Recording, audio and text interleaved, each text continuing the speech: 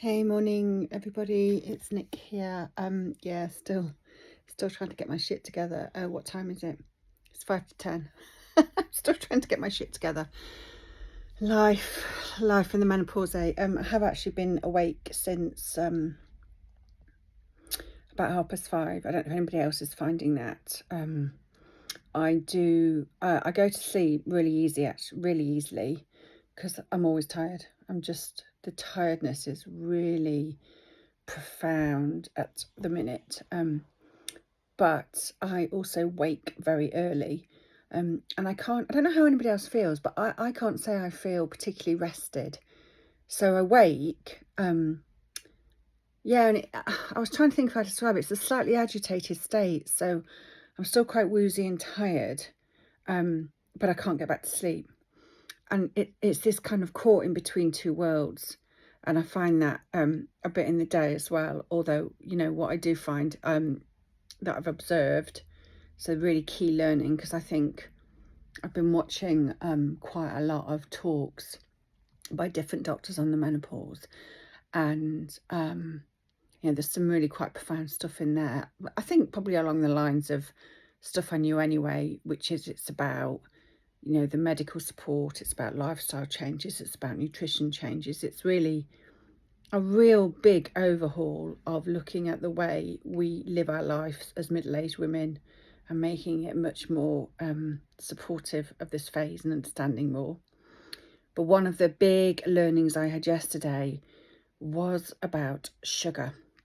So there are some days when I get this horrendous feeling. It's a really heavy feeling. It's like everything aches in me, and I am just so tired. I'm driving and I could literally pull in and just close my eyes and lay by. It is just a desperate tiredness. And one of the things, and I had it really badly yesterday. And I came home from work about tea time, and I could have wept, because my husband was out last night at work, and my daughter had a riding lesson. It was only a 30-minute riding lesson. It's about a 7-minute drive to get there, a 7-minute drive to get back. It is not a big deal. But I could have wept at the thought when I got home at tea time that I had to go back out again to take the riding lesson. That is how it feels like a marathon. Something really simple like that felt like a marathon. So I got in and I laid down. And one of the things I do find really helpful is so important to have space for ourselves. So I have a really zen bedroom, and I just go in there, and I've got an Alexa in the bedroom, and I just put the Reiki healing music. There's something about the frequencies of it that actually, I think it's something to do with my nervous system. It calms it down. It reduces the agitation. And I laid down and I set an alarm on the Alexa, and I had a 30-minute power nap, and oh my God, I was just so exhausted. And even when I came around, I still couldn't quite get it together. I took my daughter riding. I came home, and I mean, my kids are old enough, they're teenagers, they can do dinner and stuff if I'm a bit out of it. And everybody was a bit all over last night. So we usually have a family meal, but nobody was really here. We were all kind of at 6s and 7s. So their kids fed themselves, and you know what? I had to go back to bed. I just couldn't get with it. And the big thing I realised was yesterday morning I did a load of baking and cooking. And what do I do when I'm baking and cooking? I eat. I had a lot of sugar yesterday, particularly because I had, I think I had 2 cupcakes, but I put like the icing sugar on top of the cupcakes. And I realised that there's something, insulin is our largest hormone. So I'm not medically qualified. I'm sure anybody medically qualified listening to this will work it out. But, there's got to be some dots being joined here. Insulin's our largest hormone. When our estrogen goes lower, insulin plays a much bigger role, which is why, certainly for me, look, my daughter, it's a bit of a Dawn French moment. I've heard me sitting on Instagram. She's doing my Dawn French impression. What am I doing? But yeah, I've put on so much weight, and you know what? I think I probably eat about half as much now as I used to 10 years ago. And I think I've put on probably 3.5, maybe 4 stone. I'm now rocking a size 18 in most of my clothes. My body shape's changed enormously. Like, my boobs are so fucking enormous, it's untrue. And the reason I'm in an 18 is because my back and my boobs are really big. So everything around my chest and back needs pretty much a size 18 to be able to go around me. Whereas when I was younger, I always used to have a larger size on my bottom because I have a fairly voluptuous bum and hips. So that's interesting. So the real lesson learnt yesterday. So what I am finding is these whole nutritional diet changes are really, really important and actually dictate how I feel, and the tiredness. And it's really difficult to explain the tiredness because it's more than tiredness. I just feel shit. I just feel so shit. My body aches. I want to cry. I'm desperate to lay down. I can't be asked to do anything.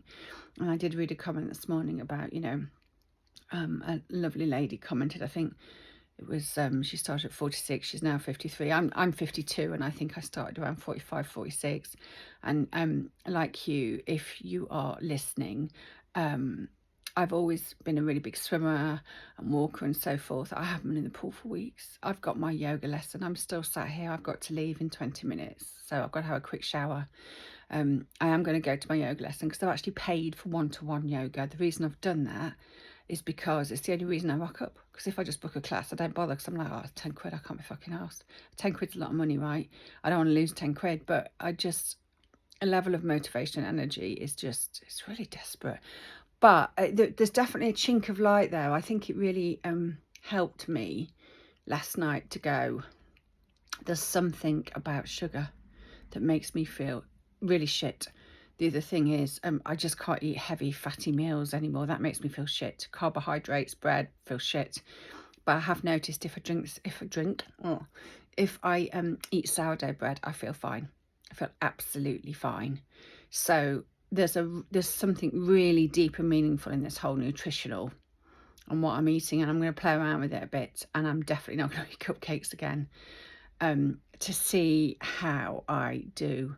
So that's it really. I think I just wanted to share some insight on, I really think there's something around food.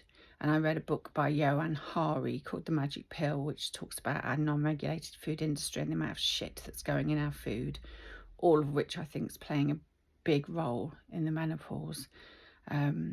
So yeah, I think if I eat more plant-based, not refined sugars, sourdough rather than normal bread, I'm rocking it. And the other big thing is I do like a glass of wine with dinner, but I don't tend to go to supermarkets and buy the mass-produced wine, because whether this is true or not, I don't know.